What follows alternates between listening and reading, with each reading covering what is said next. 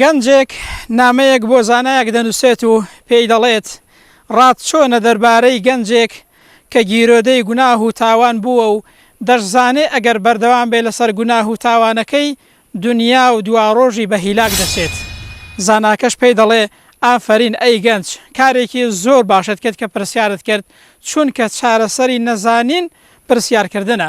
پاشان پێی دەڵێت چارەسەری تۆ لەم سێ خاڵەدایە.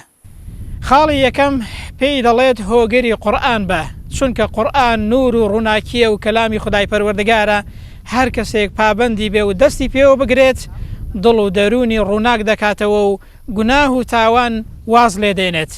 نەتزانیوە ئیمامی عومەر ڕەزا و ڕەحمەتی خوای گەورەی لێبێت بەهۆی ئاەتێک و سوورەتێکی قورئانەوە تەوبەی کرد و گەڕایەوە بۆ لای خوای پەروەردگار.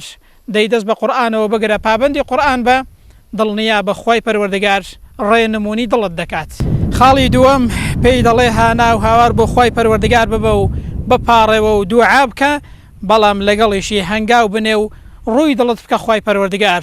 پێغەمبەری صلی الله عليه وسلم لە یەکێک لە دوعاکانی فەرموویەتی ئەی خوای پەروەردگار دەرونێکی تەقوادارم پێ عەتاکە. خاڵی سێیەم پێی دەڵێت زەرەر و زیانەکانی گوناه و تاوان لەبەرچاو بگرە و بزانە کە گوناه و تاوان ئینسان بە هیلاک دەبات لە دنیا و قیامەت.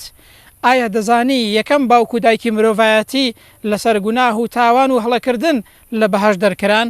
ئایا دەزانی گەلانی پێش ئێمە زۆربەیان بەهۆی گوناه و تاوانەوە خوای پەروەردگار لە ناوی بردوون؟ دەی دڵنیا بە گوناه و تاوان ئینسان بە هیلاک دەبات و دڵ و دەرونی ئینسان وێران دەکات. ئەم سێ خاڵە بۆ هەر گەنجێک کە تووشی گوناه و تاوان و گیرۆدەی گوناه و تاوان بووە زۆر بەسوود و سودبەخشە.